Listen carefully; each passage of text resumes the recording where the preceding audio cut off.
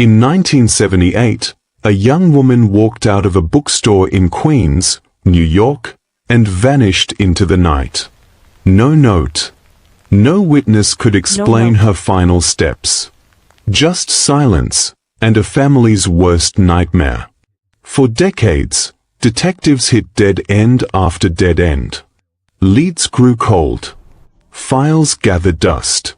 The Russo family held vigils every year, candles against the darkness, but no answers came.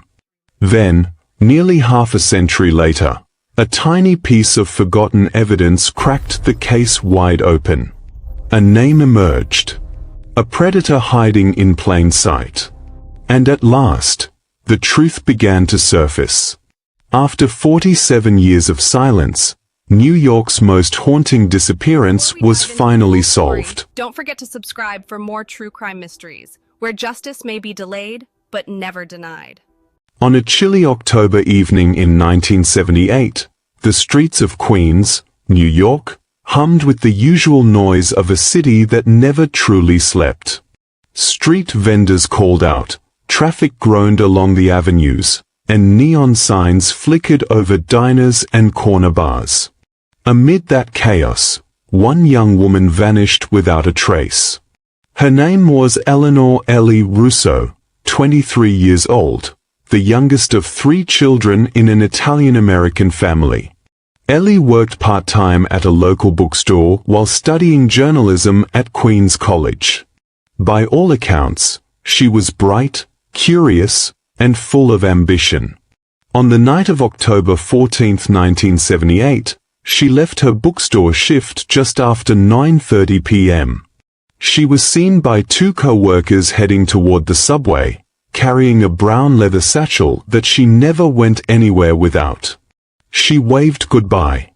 That was the last confirmed sighting. When Ellie failed to arrive home, her parents, Anthony and Maria Russo, assumed she had stayed with a friend. But by morning, panic spread. Phone calls to her friends revealed that nobody had seen or heard from her. Hours turned into days, and by the following week, the Russo family's worst fear began to take shape.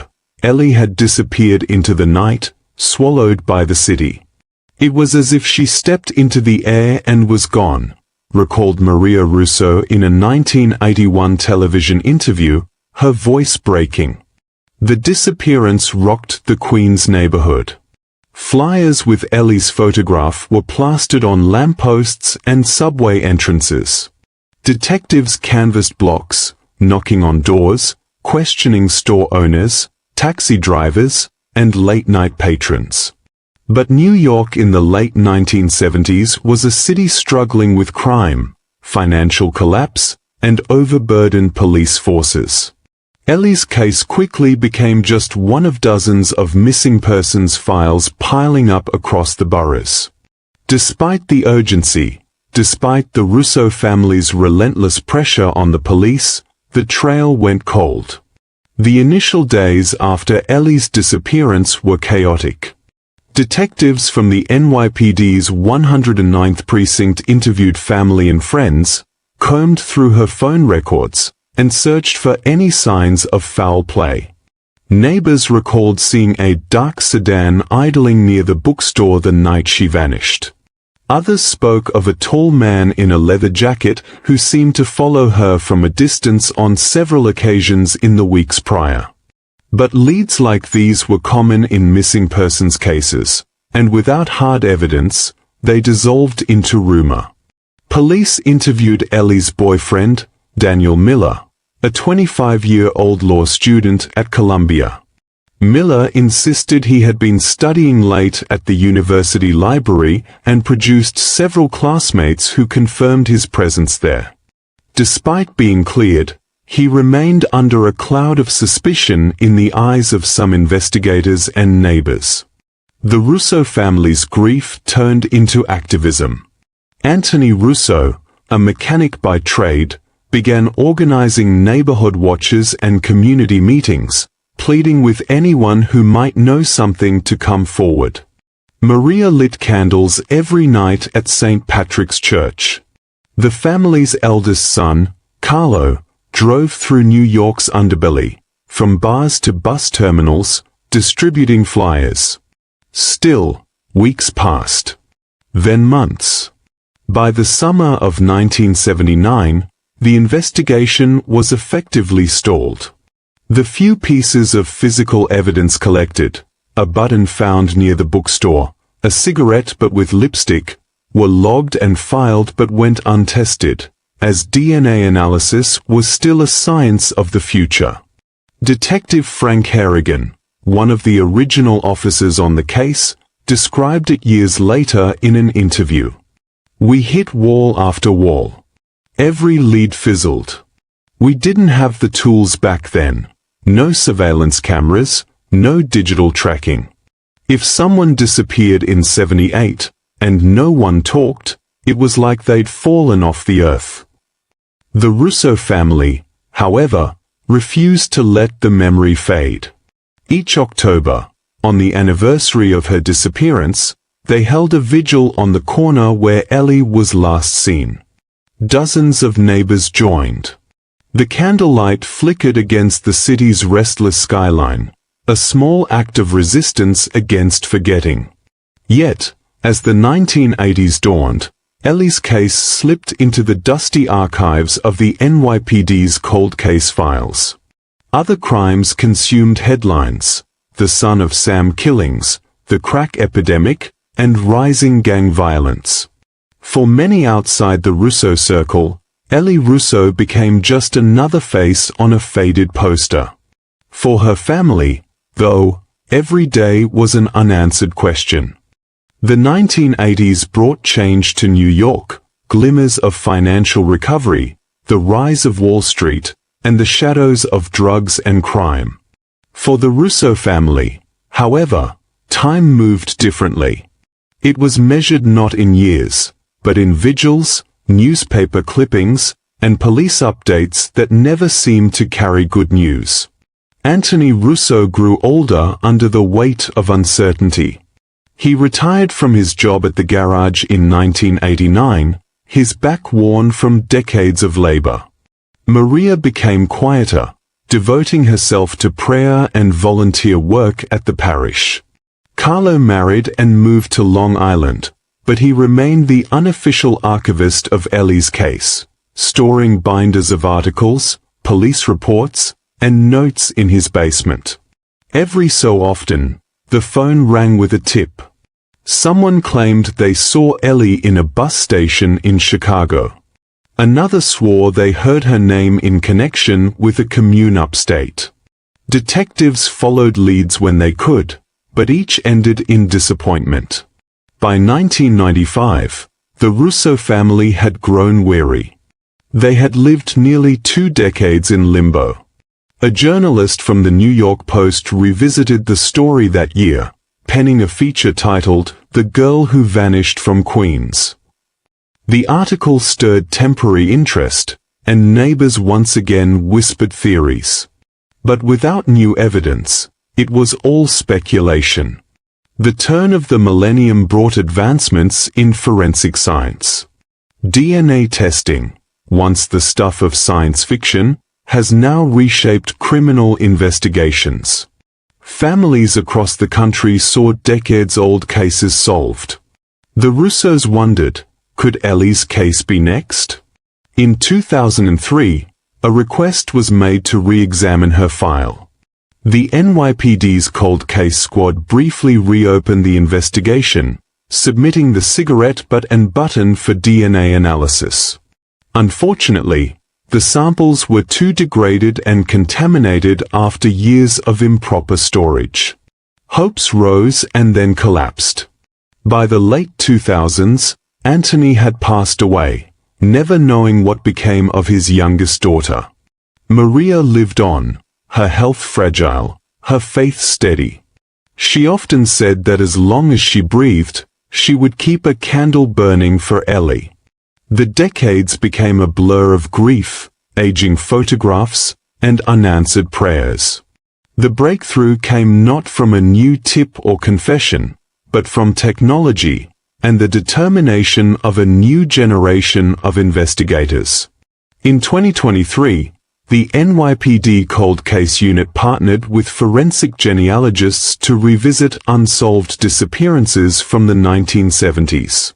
Among the cases selected was that of Eleanor Russo. Detectives pulled the old evidence box from storage, the button, the cigarette butt, and a few other trace items. This time, new methods of DNA extraction offered a second chance. The button, long dismissed as irrelevant, contained a faint residue of biological material. After months of lab work, a partial profile emerged.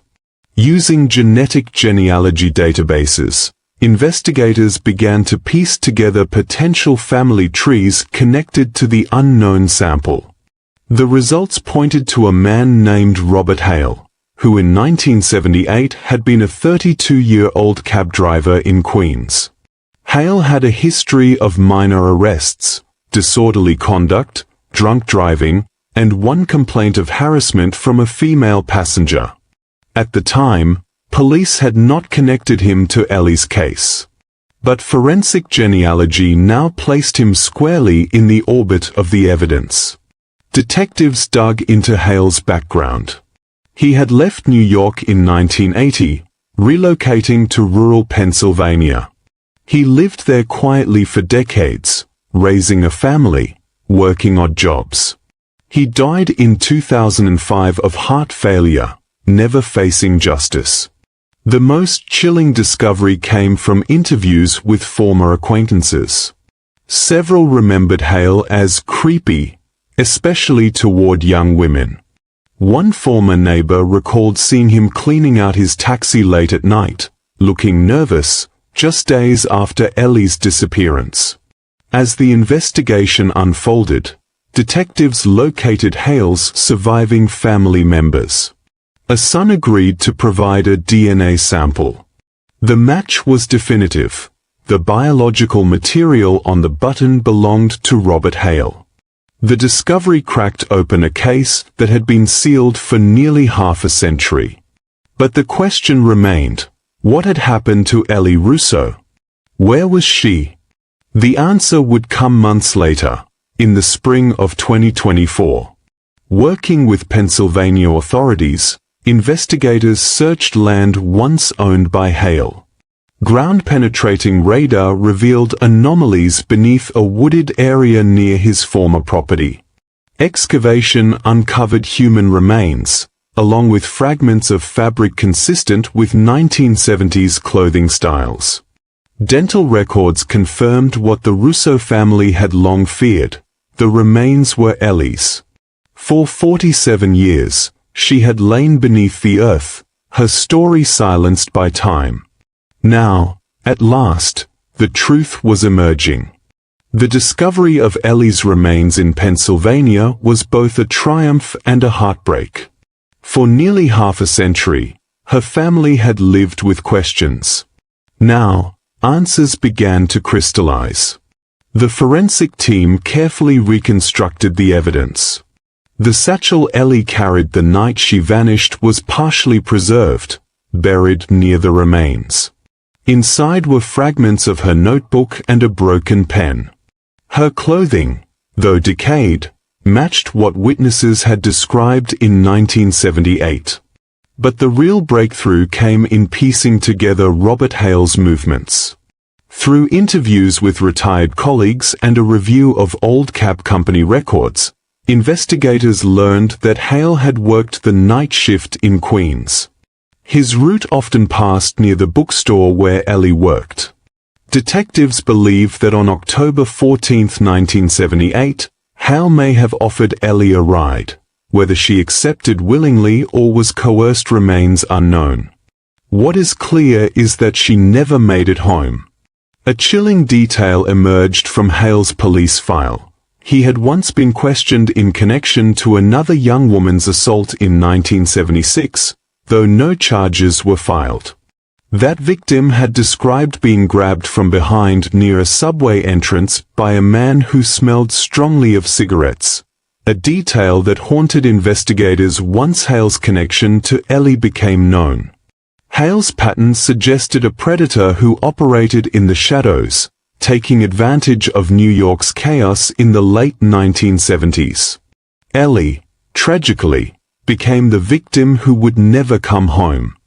In the weeks following the discovery, NYPD detectives worked with genealogists and forensic psychologists to reconstruct Hale's profile. While they may never know the exact sequence of events that led to Ellie's death, the evidence overwhelmingly points to him. When news of the discovery broke, media outlets across the country covered the story. Headlines read, "1978 Queens cold case solved after 47 years. DNA points to cab driver in long unsolved NYC disappearance." For the Russo family, the coverage was bittersweet. They had spent decades begging for attention to Ellie's case. Now, at last, the world was listening, but Ellie was gone. On a warm June morning in 2025, the Russo family gathered at St. Patrick's for a memorial service. For the first time, they had a casket to bury, a grave to mark, and an ending, even if it was tragic. Maria Russo, frail and in her late 80s, clutched a rosary as she walked slowly behind the casket. Her surviving children, Carlo and his sister Angela, flanked her. Dozens of neighbors, now older themselves, filled the pews. Many remembered the vigils of the 1980s, the flyers, the unanswered questions. During the service, the priest spoke of time, grief, and faith. He praised the persistence of the family, who never let Ellie's name vanish.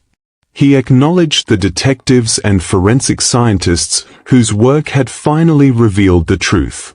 Outside, reporters gathered respectfully at a distance. Cameras captured the moment the casket was lowered into the ground beside Anthony Russo's grave. Husband and wife, father and daughter, reunited at last. "It took 47 years, Carlo said quietly to a journalist afterward. "But my sister is no longer lost. That matters." For the NYPD Cold Case Squad, the resolution carried its own weight. Detective Marisol Vega, one of the lead investigators in the 2023 to 2024 reopening, reflected, "Cold cases aren't just files in a cabinet. They are families waiting for answers. When we solved this one, it reminded us why we do the work, even if justice comes too late to prosecute." The Russo case also highlighted the power of forensic genealogy, a tool that had cracked dozens of long unsolved crimes across the United States.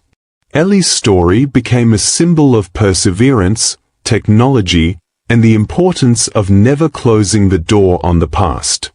In Queens, a small plaque was later mounted outside the bookstore where Ellie once worked. It read, "In memory of Eleanor Ellie Russo, 1955 to 1978. Gone, but never forgotten." For the Russo family, peace of mind came not in the punishment of the guilty, for Hale had died long before his crimes were revealed, but in the restoration of Ellie's place in the world. She was no longer a question mark. She was a daughter, a sister, a friend, a young woman whose story was finally told. Ellie Russo was laid to rest. The sense of finality reverberated beyond her family. Her story became a touchstone for the city, a reminder that even in a place as vast and chaotic as New York, no life should vanish without remembrance. In the months that followed, documentaries, podcasts, and long-form articles examined the case. Journalists interviewed surviving detectives, childhood friends of Ellie, and even Hale's family, who were stunned to learn of his hidden past. One of his daughters, now in her 40s, spoke publicly for the first time. "We grew up thinking our father was just ordinary. To learn he had this darkness in him, it shattered something in us. But we hope the Russo family can finally rest, and we are sorry for what they endured. For Maria Russo, the resolution was both healing and heartbreaking. She often said she wished Anthony had lived to see the day. But she found comfort in knowing her daughter's story no longer drifted in uncertainty. At a community gathering held in Queens later that year, neighbors shared memories of Ellie, her laugh, her love of books, her dreams of becoming a journalist. One woman, now a grandmother, recalled Ellie tutoring her in English back in the 1970s. She had a way of making you believe you could do anything, she said softly, holding back tears. The event concluded with the unveiling of a mural painted on the side of a nearby building, Ellie's portrait, smiling, framed by sunflowers. Beneath it were the words, "Justice delayed, never denied." The case also influenced law enforcement policy. The NYPD announced an expansion of its cold case unit, dedicating more resources to forensic genealogy and digital archiving. Detectives pointed to Ellie's case as proof that persistence and science could rewrite history. For the Russo family, life moved on, slowly, gently. Maria passed away a year later, in 2026, and was buried beside her husband and daughter. Carlo continued to speak at victim advocacy events, reminding audiences of the importance of hope. Angela, more private, chose to honor Ellie quietly, visiting the mural whenever she returned to Queens. What lingered most was not just the tragedy, but the endurance of memory.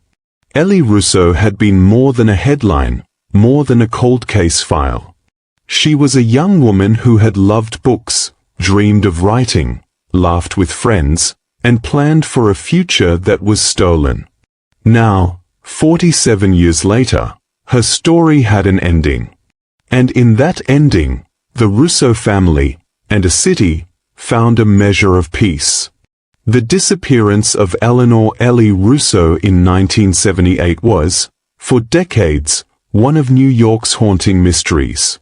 It revealed the fragility of safety in a city gripped by uncertainty, and it demonstrated the limitations of investigative tools in an era before DNA, surveillance, and digital records.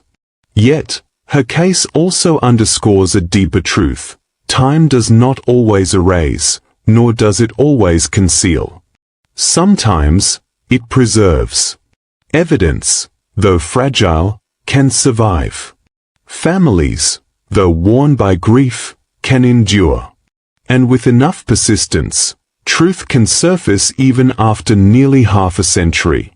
For the Russo family, closure came not through courtroom justice, but through knowledge, remembrance, and the dignity of laying their daughter to rest. As one detective put it during a press conference, 47 years is a long time to wait. But today, the waiting is over. Ellie Russo has come home,